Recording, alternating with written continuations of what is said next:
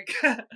What is going on, guys? This is the Club of the Man 1993 coming at you for the 78th edition of WWE Turner. I feel like I'm talking about so many heel turns anymore these days. I'd go back and see how many heel turns I have done, especially within the past month.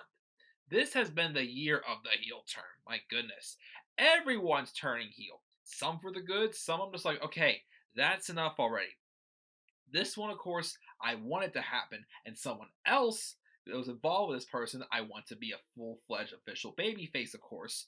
But we'll see what happens. But I will mention in this stream how something does worry me a little bit about this one at times. But so let's get to it.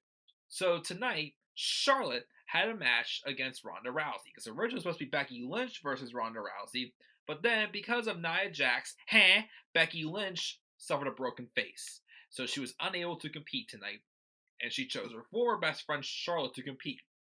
And her and Charlotte seemed to reconcile, and it seemed to possibly turn Becky Lynch back to being a babyface.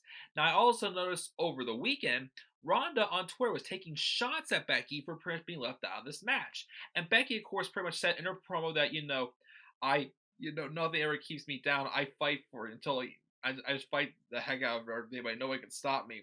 But, saying that, the doctor stuff were reason why that she was not able to compete in this match. It was a babyface promo that, yes, Becky was supposed to be a heel for the past few months, but it wasn't pushed for being a heel all the time, except for a few cowardly moments and whatnot. So for months, kept saying there should be a double turn. Charlotte should be the heel, not Becky, because we feel for Becky pretty much. Well, we got it tonight, as during the match with Charlotte and Ronda, which was pretty good, but it was truly like a preview for the match we will probably get on April 7th, 2019, which I will be in attendance live at that show at section 126, row 23, seat 4. That is right, WrestleMania 35. Charlotte and Ronda were put on a pretty good match, I gotta say. It was showing that, this was Ronda's first big test, since most of her matches been against not as good of women's contenders. And towards the end of the match, Charlotte was out at ringside, and I thought maybe she was struggling to get back up. She gets back into the ring, but then steps back out again. I'm just like, that's a little weird. Why would she do that? Ronda gets out of the ring, like she's about to circle the ring to try bulldoze Ronda down. Out of the blue, Charlotte grabbed a kendo stick and gets disqualified, and she starts beating the ever-living piss out of Ronda with that kendo stick. She also pulled out a chair, but she had a more vicious, devilish look in her face. She was saying, "I'm the best. I'm the best." And at first, referees pushed her away. But then Charlotte broke back in, took a chair, and started beating down on Ronda again. She even did a natural selection on her, planting her face into the chair. The referees, of course, got involved as well, but Charlotte took out the referees as well, just beating the crap out of everyone in her way. And she even went as far as putting the chair around Ronda's neck and smashing on the chair, pretty much crushing Ronda's windpipe. Now, I do feel Ronda could have sold out a little bit more. She wasn't really breathing as heavy as, I probably would have if somebody did that to me. But yeah, so Charlotte pretty much turned heel tonight, which has been much needed for her. Again, she still put on good matches, of course, as a babyface, but as Charlotte mentions, she's only really a babyface whenever she's just there to put on good matches, pretty much. Character-wise, Charlotte kills it as a heel. Just watch again her heel run from 2016 until she came over to SmackDown in 2017. She absolutely killed it, making her easily not just the best women's wrestler on the main roster, but the biggest women's star in the company. And I'm glad that WWE didn't continue to try to push her as that white knight babyface. And also praise to Charlotte as well for, taking in this opportunity to turn heel, as it's probably going to set up, another match between the two of them for WrestleMania 35. Now, of course, it's me and we're not going to game Becky and Ronda for WrestleMania, but we may get it at Royal Rumble, but the match still needs to happen. Now, it's confusing as far as the fact that what's going to happen with, the four horsewomen of WWE versus the four horsewomen of MMA.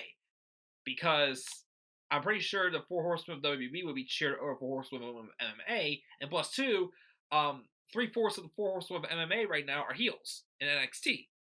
And I feel like, at least Shayna Baszler, most of them would probably be more easier to boo. And I feel like Ronda Rousey uh, could work as a heel as well eventually. So that's why I see her turning heel sometime in 2019. And also, I don't think we're going to see Sasha and Bayley turning heel anytime soon. Which Sasha needs a heel turn more than Bayley, and Becky Lynch shouldn't be a heel right now. But here's the thing that worries me though about this turn. Becky told Charlotte last week to pretty much, just rip her arm out just like I was going to do, or just pretty much beat her down like I was going to do.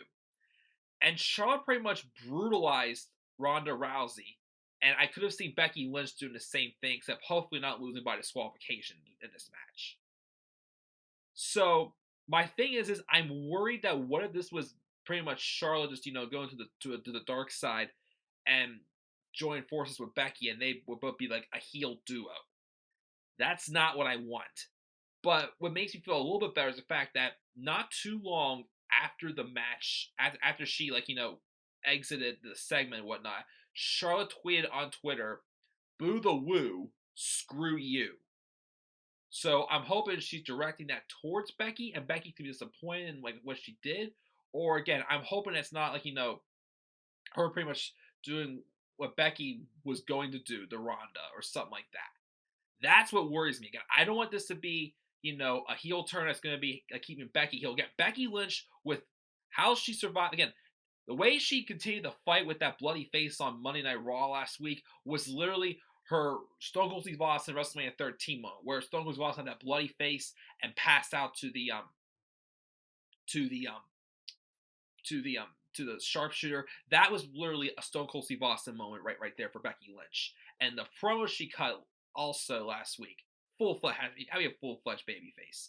Becky Lynch is meant to be the babyface. Charlotte is meant to be a heel. She even said herself, the Charlotte Flair character is not meant to be liked. For crying out loud, her father is the dirtiest player in the game.